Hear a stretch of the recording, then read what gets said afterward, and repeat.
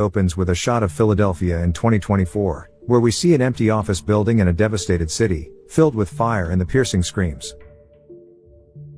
The scene then moves backwards in time to 1988, where we catch a glimpse of the lives of three different people: a concert pianist, a bus driver, and a chef in a diner. They are all busy with their usual routines when, all of a sudden, blood gushes from every opening in their faces.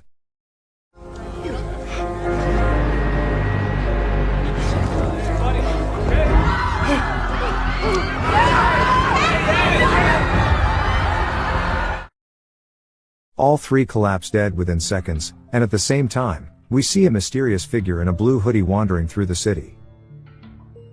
Not far away, a police officer named Thomas wakes up, and prepares a meal while his pregnant wife is sleeping. On the news, he hears how a bus driver lost control of a vehicle and slammed into several oncoming cars, unleashing chaos. Thomas then gives his wife the food, and tells her goodbye, before rushing out for his graveyard shift. Sometime later, Thomas meets up with his partner, Maddox, and they arrive at the scene where the bus driver collapsed and caused the accident. The lead detective is an officer named Holt, who turns out to be Thomas's brother-in-law. Thomas checks the deceased bus driver and is horrified to see blood gushing from her face. Her brain is essentially melted, with the cause of death identified as hemorrhaging. He also notices 3 marks on the neck, which he thinks are puncture wounds. Holt dismisses it as a birthmark, but soon they are notified that 2 others died in the same way just moments earlier, and both bore 3 similar marks on the back of their necks. Next, the officers go to examine the bodies of the pianist and the chef, who also appear to have died from hemorrhaging. Thomas offers his insights on the case, but Holt tells him to stay out of it, because he thinks this case could be a potential big break for his promotion. Sometime later, Thomas and Maddox arrive at the hospital, where they meet the doctor who performed the autopsy and ask if he found anything crucial. The doctor reveals that the marks on the neck are actually deep injections, driven so far that they likely reached the vertebrae. The substance injected is identified as an unstable isotope, but the bizarre thing is that the forensics team cannot determine its exact composition. Later, Thomas and Maddox go to grab some food, when they receive a call that a woman nearby has been attacked on her neck with a blunt force. It turns out she also has 3 marks on her neck, but she is still alive and not bleeding. The 2 officers seize the opportunity, and quickly arrive at a nightclub, where they meet the stripper who was attacked. Thomas questions her, and she explains that she was hit on the neck with a metal tool by a black woman wearing a blue hoodie. She also reveals that the woman's left hand was injured, and covered in dried blood. Just then, Holt arrives to interrupt their conversation, and asks the girl to describe in detail what happened. She reluctantly repeats everything when, all of a sudden, She poked my neck with something. Yes? Oh, Jesus. Hey, I need some help here. Whoa. After the girl collapses dead, the police go out and arrest several black women, who match the description given by the last victim. However, we see that the real killer is still free and she is placing a strange device on a car. She runs away and disappears as soon as a cop arrives. Not long after, Thomas and Maddox are driving, when they come face to face with the same woman, but she quickly flees, sparking an intense chase. The 2 detectives call for backup, and Holt orders every officer in town to search for her. Meanwhile, Thomas' car nearly collides with a truck, so he and Maddox are forced to continue their pursuit on foot. They realize the woman is somewhere near the subway, so they plan to corner her, and split up. While looking for the woman, Thomas stumbles across a strange device, and keeps it. Later, in the underground subway, Maddox finds the woman, and demands that she surrender, but she manages to overpower him, and breaks his leg before fleeing. Thomas, who hears the commotion, rushes to the scene and begins chasing the killer woman. He eventually corners her and orders her to put her hands up and turn around. Then, in a shocking twist, she calls Thomas by name, and congratulates him on his daughter. She also says sorry about his partner, but the confused officer doesn't understand what she's talking about. Thomas then tries to arrest her, but the woman easily overpowers him, and handcuffs him to a bench, while saying that she'll see him again. But as she turns to leave, Thomas attacks her with the same strange device she used to inject her victims, causing her to lose her balance, and she tragically falls in front of an oncoming train and dies. This incident leaves Thomas horrified, but before he can collect himself, he receives news that his wife is in the hospital. He rushes there, and is approached by an investigator, who reveals they couldn't trace any ID or fingerprints for the suspect woman. They found a key with her, but they have no clue what it's for. Even more bizarre is that a bullet was found lodged in her wrist, and it matches Thomas's revolver, although he never fired a shot. However, a nurse suddenly interrupts their conversation, and informs Thomas that his wife is suffering severe complications, and hemorrhaging. He thus rushes to her side, and tries to comfort her through the excruciating labor pains. But she soon begins to lose consciousness, and the doctors rush frantically to save her. Sometime later, a nurse hands a healthy baby into Thomas's arms, but the joy is instantly shattered when he learns his wife couldn't make it. The scene then cuts to 1997, where we see Thomas's daughter, Amy, who is now 9 years old. She is making breakfast, while the TV reports that protesters are in the streets, demanding answers about the incident from 9 years ago. Many sympathize with the unidentified black woman, and argue that she was unarmed, but instead of taking her in, the white officer threw her under the train.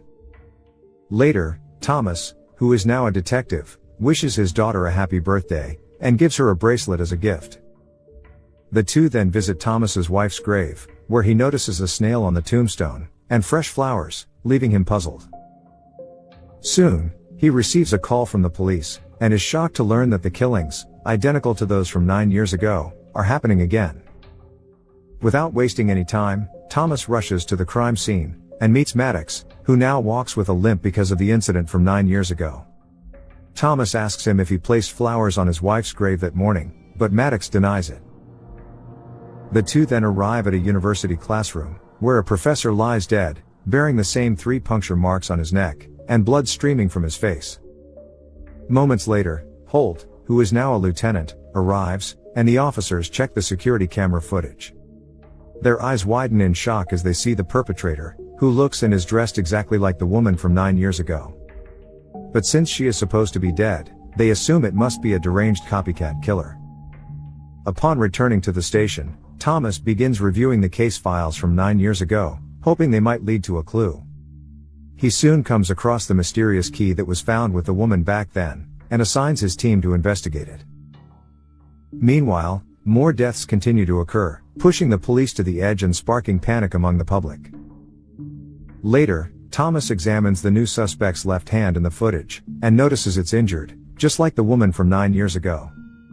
He tells Maddox that they never made that detail public, so it's impossible that a copycat would know about it. Just then, an officer approaches, and informs them that the key they investigated belongs to a plane that was only manufactured a year ago, in 1996. The detectives are bewildered, and upon learning that there is only one airfield within 100 miles with this model, they decide to head there. As Thomas and Maddox are leaving, they are approached by a physicist named Dr. Naveen Rao, who explains that this case is closely linked to his research. He says the appearance of the killer coincides with a natural phenomenon known as the supermoon, or blood moon, which occurs precisely every 9 years. At this particular moment, due to gravitational forces and electromagnetic fields, a kind of bridge is created, which connects with another place. But the detectives dismiss his theory as nonsense, and leave without giving it much attention. Sometime later, the detectives arrive at the airfield, where Thomas heads inside alone and meets the manager. Thomas shows him the picture of the woman, asking if he has ever seen her, but the man says he hasn't. However, he looks kinda nervous, and we surprisingly see the woman is also nearby and hiding behind a wall. Thomas senses his nervousness, so he communicates with him by writing on a piece of paper, and learns that someone else is here. But as the officer reaches for his gun, the woman suddenly holds him at gunpoint, and says it's nice to see him again. Next, the woman makes the manager tie up Thomas to a chair, but during this, the detective sneakily makes a call to his friend outside, who hears everything. The woman then asks the manager for the keys to his plane, and he reluctantly hands them over. He then reaches for a hidden gun, but the woman quickly overpowers him, just as police sirens sound in the distance. The woman panics, and decides to take Thomas hostage, right when Maddox enters the room, so the woman quickly reacts and shoots him in the head, but immediately regrets it upon realizing who it is. Thomas is distraught to see this, but the woman takes him hostage, and puts him on the plane while the cops are approaching. Lieutenant Holt notices that his brother-in-law is inside the plane, so he orders the cops not to open fire. Later, the woman tells Thomas to stop chasing her, and claims she is doing all of this for a good reason. She explains that every 9 years, when the moon sets, she can come back, but only for a short time. But he refuses to stop chasing her, so she unties him and throws him off the plane, causing Thomas to plunge into the sea below. Later, he eventually reaches the shore, where he notices wreckage from the plane crash, but the woman is nowhere to be seen. The next morning, Holt and his team arrive and begin searching desperately for the killer. Thomas tells them not to bother, since the woman is from the future, but Holt just watches him as if he's crazy. The movie now jumps 9 years ahead, to 2006, where an older Thomas is seen digging the grave of someone named Harold Novak. He uncovers the skeleton, and soon notices a puncture wound in the vertebrae of his neck. Up next, Thomas heads to his car, where he resumes his investigation, and based on a newspaper clip, we learn that Dr. Naveen has been missing for a long time. The next morning, Thomas goes to meet Harold's widow, and introduces himself as a private investigator who wants to ask about her husband. She is surprised, as her husband has been dead for 18 years, but lets him in anyway. Later, she gives him some of Harold's old files, revealing that he was the leader of a racial supremacy movement called the Real American Movement. She explains that Harold spread his ideas by secretly embedding hate messages in American history books, and sending them to a vast network of contacts. It turns out that Harold and his ex-wife, Heather Russell, had been involved in this together, until they split up. The woman then provides Thomas with a mailing list of her husband's contacts in exchange for some compensation. Later, Thomas studies the files, and learns about other victims of the killer woman, and shockingly, they all seem to be connected to Harold and political extremism. He then goes to pick up Amy from school, as it's her 18th birthday today. It turns out Thomas is no longer a cop because of his obsession with the case, and since he has been neglecting his daughter as well, she now lives with Holt's family. Afterward, Thomas meets with Holt, and reveals information about a victim from another jurisdiction. His name is Harold Novak, who was claimed to have died from a drug overdose. Thomas shows Harold's mailing list, and it turns out several victims of the serial killer were connected to the Real American Movement. Thomas confides that the mysterious woman travels backward in time, and that she didn't come back to life in 1997, she simply wasn't dead yet. He is certain she will return today, and asks for Holt's help in tracking down Harold's ex-wife. But Holt dismisses his theory as nonsense, and asks him to focus on trying to rebuild his life for the sake of his daughter. However, while Holt is leaving, Thomas tearfully approaches him and begins apologizing for his actions.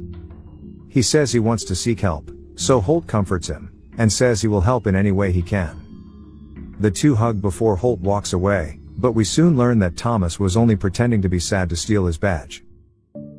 Later, Thomas calls the station pretending to be Holt, and manages to get the address of Heather Russell.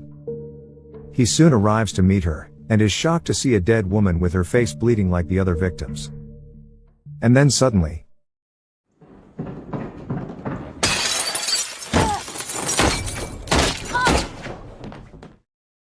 Thomas manages to injure her left hand. But she quickly speeds away on a motorcycle, so Thomas hijacks a passing truck, and begins pursuing her. After an intense chase, Thomas follows her into a sewer line, and notices her inside a time-traveling machine. It begins filling with water, and he swears they'll see each other again before the woman disappears along with the device. Afterward, as Thomas is emerging from the sewer, he is immediately arrested by the police and a furious Holt. Thomas explains how he shot the woman, which explains the injuries, and the bullet in her left hand. But Holt refuses to believe him, and at the same time, Dr. Naveen is seen watching everything from a distance. The scene then cuts to another 9 years later, in 2015, when Dr. Naveen Rao is working on an isotope device.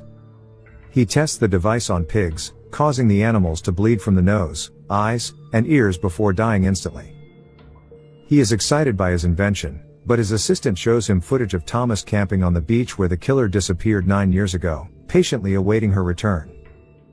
Meanwhile, Thomas gets a voicemail from his daughter, who reveals that her baby is due soon, and she wants him to be there. He reflects on it. But then all of a sudden,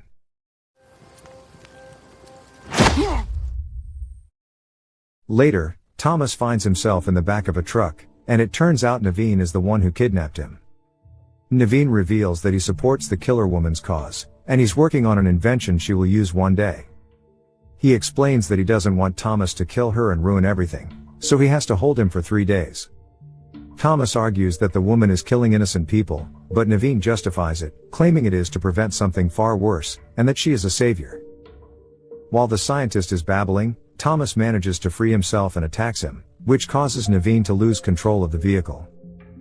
They end up crashing, and while Naveen is trapped under the vehicle, Thomas seizes the opportunity to run away, and heads to the beach. Elsewhere, the mysterious woman once again arrives with her time machine. She soon emerges from the sewer and approaches the beach, but to her shock, Thomas is already waiting and holds her at gunpoint. However, the woman, whose name is Rhea, drops a bombshell, revealing that she knows Thomas won't kill her, because he was the one who told her to take this job. She shows him a bracelet given to her by her mother, and Thomas is shocked when he realizes it is the same one he once gifted to Amy.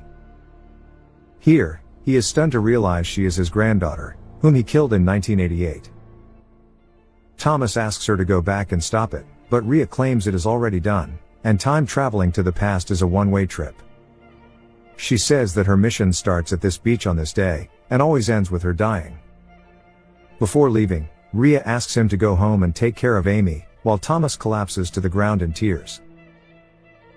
The scene then cuts to a glimpse of a future, where we see an institute called Rao Technology, where an old, wheelchair-bound Naveen hands the isotope device to Rhea. In a shocking twist, we learn that the attack shown at the beginning of the movie was caused by the same radical group that Harold Novak founded and led through his revolution. The resulting civil war left millions dead, and transformed people into bloodthirsty insurgents hungry for revenge. Rhea's mission is to travel back through time in reverse chronological order to kill the exact right people, to stop a bomb that would go off in 2024 and ignite a civil war in America. Once Rhea succeeds in her mission, we see the same sequence that opened the movie, the destroyed Philadelphia now shown in reverse. This signals that the future has been set right, and that the Civil War has been averted. The scene then shifts to 2015, when Thomas arrives at the hospital with flowers, just as Amy gives birth to Rhea. The movie concludes with Thomas finally finding peace, and holding his granddaughter, who is destined to shape the future.